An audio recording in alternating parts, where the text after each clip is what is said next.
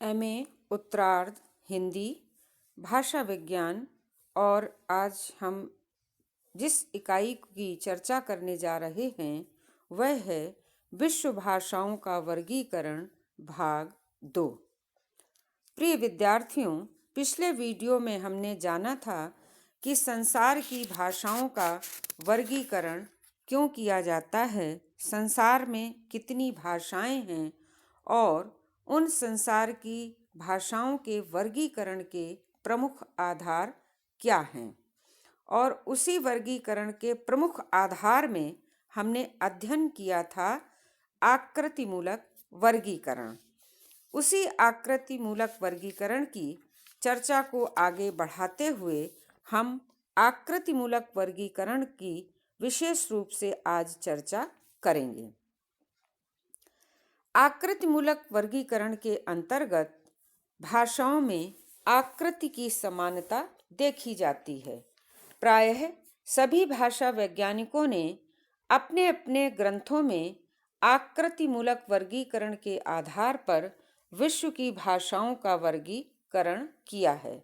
Doctor P D. Gune, doctor Taraporewala, doctor Mangaldev Shastri, doctor Baburam Saxena तथा doctor Bholanath Tiwari और doctor Manmohan Gautam आदि विद्वानों के ग्रंथों में बहुत थोड़े अंतर के साथ भाषाओं का जो आकृतिमूलक वर्गीकरण मिलता है, उसकी सुव्यवस्थित रूपरेखा के साथ हम इसका इस प्रकार से अध्ययन कर सकते हैं। आकृतिमूलक वर्गीकरण के आधार पर भाषाओं को सर्वप्रथम 2 भागों में विभक्त किया गया है। पहला अयोगात्मक, जिसे आइसोलेटिंग लैंग्वेज कहते हैं, और दूसरा योगात्मक भाषाएं। योगात्मक भाषाओं में अयोगात्मक भाषा वर्ग वह भाषा वर्ग है जिसकी भाषाओं में अर्थ तत्व अर्थात प्रकृति के साथ रूप तत्व का योग अर्थात प्रत्यय आदि का योग नहीं होता। दूसरी योगात्मक भाषाएं वह भाषा वर्ग है जिसकी भाषाओं में अर्थ तत्व के साथ रूप तत्व का योग होता है, जैसा कि इसके नामकरण से ही स्पष्ट होता है। अर्थ तत्व अर्थात प्रकृति के साथ रूप तत्व के अर्थात प्रत्यय के योग की शैली के आधार पर योगात्मक भाषाओं को पुनः 3 विभागों में विभक्त किया जाता है। पहला अश्लिष्ट अर्थात प्रत्यय प्रधान भाषा, दूसरा श्लिष्ट या विभक्ति प्रधान भाषाएं और तीसरा प्रश्लिष्ट या समास प्रधान भाषाएं। इस प्रकार अयोगात्मक तथा योगात्मक के 3 भेदों को जोड़कर आकृतिमूलक वर्गीकरण के आधार पर विश्व की भाषाओं को कुल 4 वर्गों में विभक्त कर सकते हैं। पहला अयोगात्मक भाषाएं, दूसरा अश्लिष्ट या प्रत्यय प्रधान भाषाएं, तीसरा श्लिष्ट या विभक्ति प्रधान भाषाएं और चौथा प्रश्लिष्ट या समास प्रधान भाषाएं। इस नामकरण के विभाजन के बाद हम सर्वप्रथम विश्व की भाषाओं का जो अयोगात्मकता के आधार पर विभाजन किया जाता है उसका अध्ययन करेंगे। अयोगात्मक भाषाएं अर्थात आइसोलेटिंग लैंग्वेजेस हिंदी में इस वर्ग की भाषाओं को निरवयव या व्यास प्रधान भाषाएं भी कहा जाता है। इसी प्रकार अंग्रेजी में इन्हें इनरोगैनिक भी कहते हैं।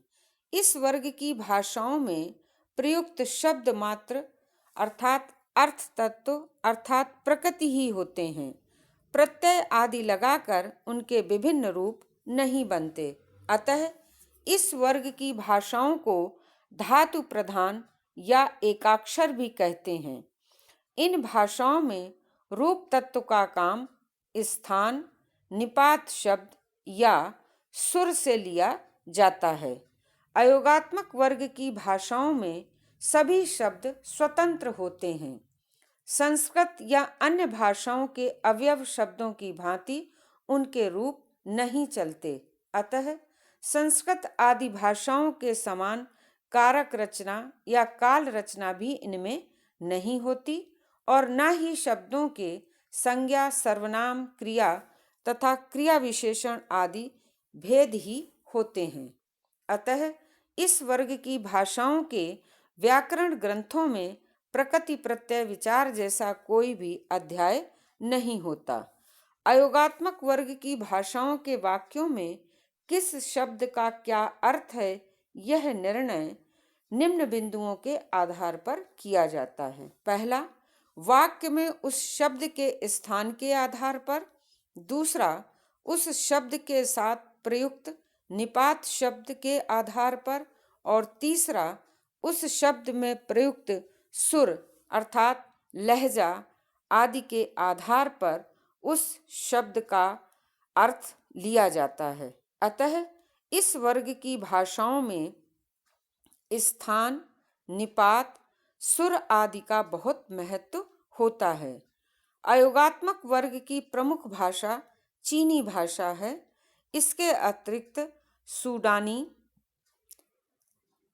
तिब्बती, बर्मी तथा स्यामी भाषाएं भी इसी वर्ग की हैं। इन भाषाओं से कुछ उदाहरण यहाँ द्रष्टव्य हैं। सर्वप्रथम हम स्थान के आधार पर अर्थ निर्णय के उदाहरणों को उदाहरण सहित समझेंगे। चीनी भाषा के निम्नलिखित शब्दों में शब्दों का स्थान बदल देने से इनका अर्थ भी बदल जाता है। प्रथम वाक्य में 3 शब्द हैं जिनका स्वतंत्र अर्थ इस प्रकार है। नेगो अर्थात मैं, नी माने तू और ता माने मारना। इन 3 शब्दों को वाक्य में यदि नेगो ता नी इस क्रम में रखा जाए तो इन शब्दों के आधार पर वाक्य का अर्थ होगा मैं मारता हूँ तुझे, अर्थात मैं तुझे मारता हूँ। किंतु यदि स्थान बदलकर इन्हें इस क्रम में रखा जाए नी ता नेगो, तो इसका अर्थ भी बदल जाएगा और उसका अर्थ होगा तू मारता है मुझे, अर्थात तू मुझे मारता है।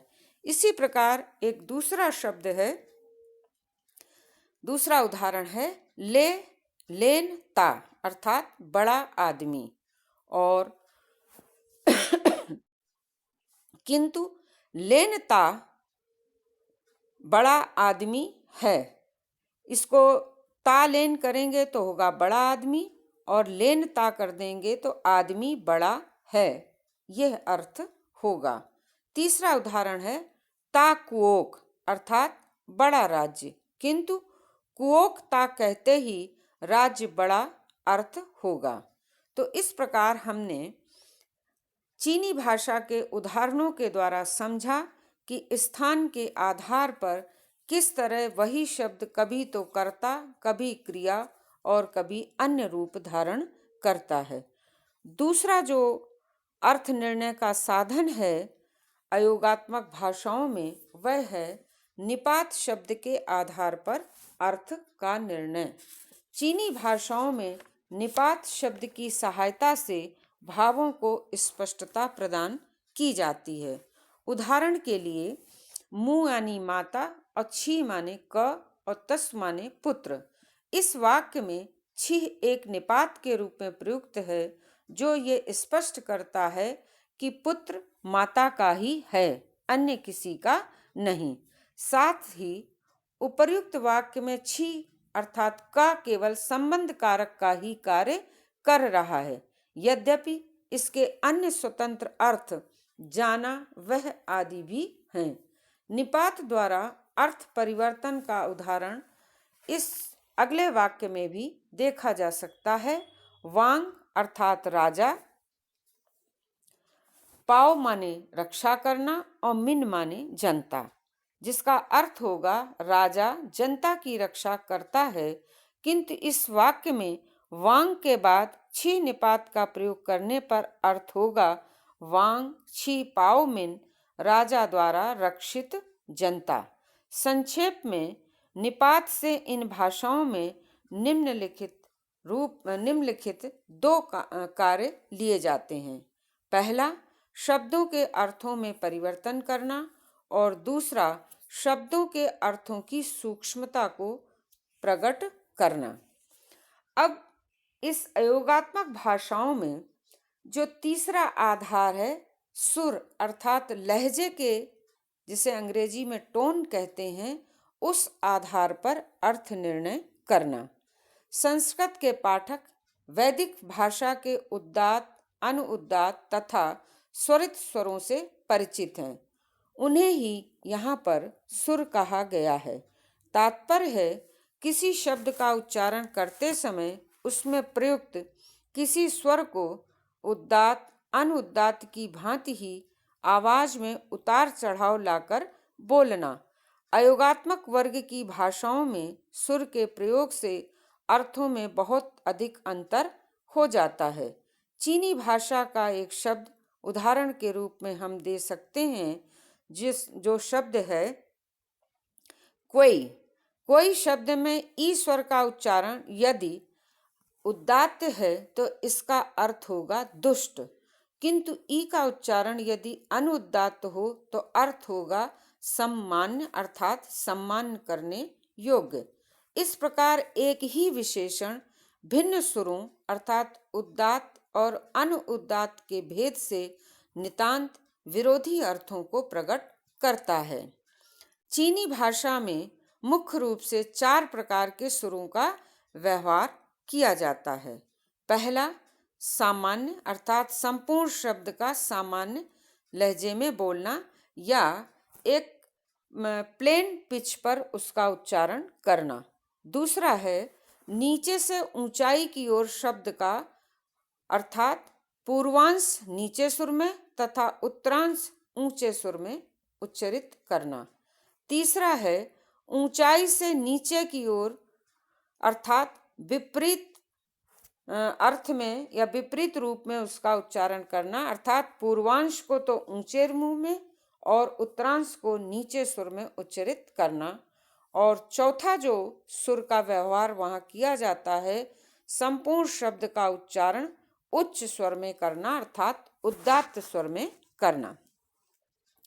उदाहरण के लिए चीनी भाषा का एक बड़ा प्रचलित और प्रसिद्ध उदाहरण है जिसमें ब ब ब इन 4 अक्षर शब्दों का उच्चारण विभिन्न सुरों में करने से अर्थ होगा 3 महिलाओं ने राजा के कृपा पात्र के कान उमेठे। इसी प्रकार एन इस एक शब्द का अर्थ भी सुर भेद से 4 प्रकार का हो जाता है, और जिसमें पहला अर्थ होता है हंस, दूसरा अर्थ होता है धुआं, तीसरा अर्थ होता है नमक और चौथा अर्थ होता है आंख। इससे प्रकट होता है कि इन भाषाओं में सुर आदि के प्रयोग के द्वारा शब्दों की कमी को दूर करने का उपाय किया गया है या किया जाता है। अयोगात्मक भाषाओं की संदर्भ में कहा जा सकता है कि इस वर्ग की भाषाओं में स्थान, निपात तथा सुर का बहुत अधिक महत्व है। इन भाषाओं का व्याकरण इन्हीं का विवेचन करता है। यद्यपि सामान्य रूप से इस वर्ग की भाषाओं में से इनका महत्व है, तथापि कुछ भाषाओं में इनमें से किसी एक का महत्व अपेक्षाकृत अधिक रहता, अर्थात किसी भाषा में सुर का तो किसी भाषा में स्थान का तो किसी भाषा में निपात का महत्व अधिक रहता है। उदाहरण के लिए अयोगात्मक वर्ग की भाषाओं में से चीनी भाषा में स्थान तथा सुर का बहुत अधिक महत्व है, वहीं सूडानी भाषा में स्थान का तथा स्यामी भाषा में सुर का तथा बर्मी और तिब्बती भाषाओं में निपात का विशेष रूप से महत्व है। तो अयोगात्मक भाषाओं में निष्कर्ष रूप में कह सकते हैं कि चीनी भाषा वह भाषा है जिसमें स्थान और सुर दोनों का बहुत अधिक महत्व है, वहीं स्यामी भाषा में सुर का विशेष रूप से महत्वपूर्ण स्थान है। अगले वीडियो में हम इसी चर्चा को आगे बढ़ाएंगे। धन्यवाद।